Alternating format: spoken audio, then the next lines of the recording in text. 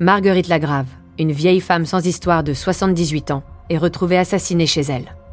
12 ans plus tard, une mère de famille dénonce son ex-mari, avec qui elle a fomenté un cambriolage qui a mal tourné. Leur mobile ? Le magot de la victime. Karine Barbour et Daniel Tray, voisins de Marguerite, ont été condamnés respectivement à 10 et 20 ans de réclusion criminelle. Pour amener de nouveaux éléments de compréhension, Marie Drucker a interrogé le professeur de criminologie, Alain Bauer. Bienvenue dans Au bout de l'enquête, l'affaire Marguerite Lagrave, épisode bonus. Cher Alain, professeur de criminologie, j'avais besoin de vos lumières d'experts pour éclairer cet épisode bonus d'Au bout de l'enquête. Bonjour Marie, c'est toujours un plaisir de pouvoir expliciter, rendre clair, transparent ce que sont les outils de la criminologie et donc la manière dont les enquêtes sont menées. Nous sommes au printemps 2013 et grâce à ces écoutes, les gendarmes sont enfin sur la piste des meurtriers de Margot Lagrave. Alain Bauer, cette technique d'investigation est ici la clé du dénouement de l'affaire. Mais qui peut décider de mettre des gens sur écoute et pourquoi ?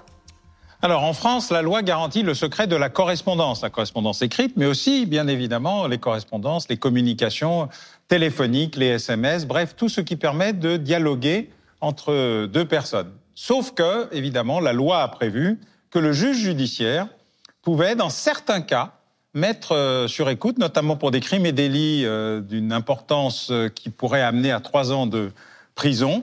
Et donc, il y a une ordonnance de mise sous écoute, d'interception judiciaire, ce qui est le cas dans cette affaire, puisqu'ils sont soupçonnés d'assassinat. Est-ce que les enquêteurs peuvent placer un suspect sur écoute indéfiniment ?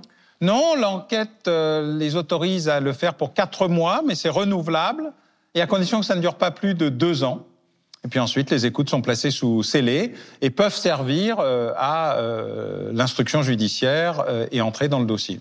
Ça se passe comment ? On peut encore avoir l'image de 1 ou 2 personnes enfermées dans une camionnette avec des casques ?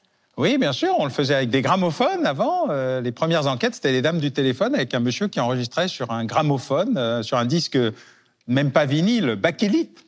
Là, on est passé à autre chose. Évidemment, on n'a plus les bons vieux magnétophones, mais des équipements sophistiqués, des magnétophones numériques et d'énormes centrales qui ressemblent un peu à ce que vous voyez dans les films, c'est-à-dire d'immenses réseaux d'ordinateurs qui ont des capacités quasiment infinies, non seulement de stockage, mais surtout d'analyse avec des mots-clés, ce qui accélère et facilite les enquêtes. Avant de parler aux gendarmes, Karine Barbour s'était renseignée sur Internet sur les délais de prescription. Elle pense qu'elle ne risque rien, elle se croit tirée d'affaire. Alain Bauer, qu'appelle-t-on la durée de prescription ?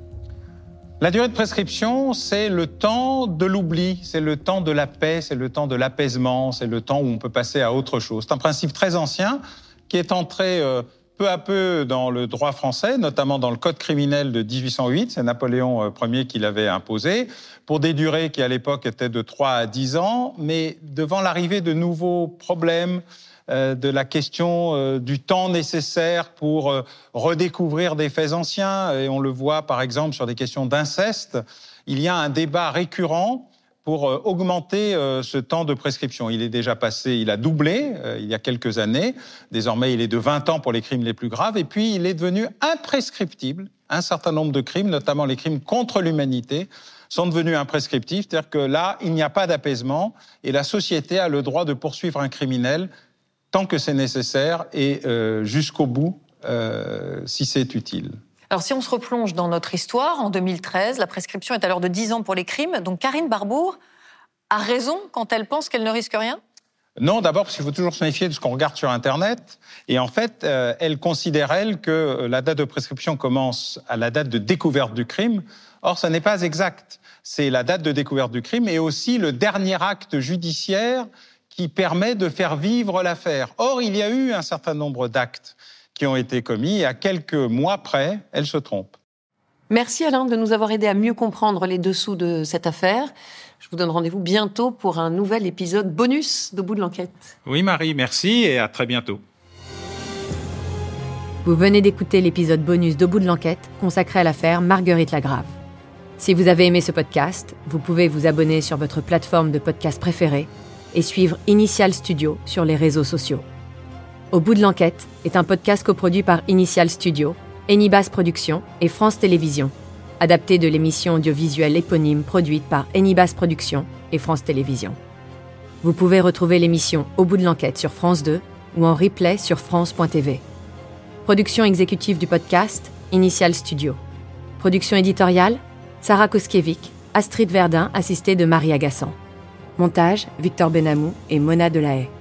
Avec la voix de Julie Drey.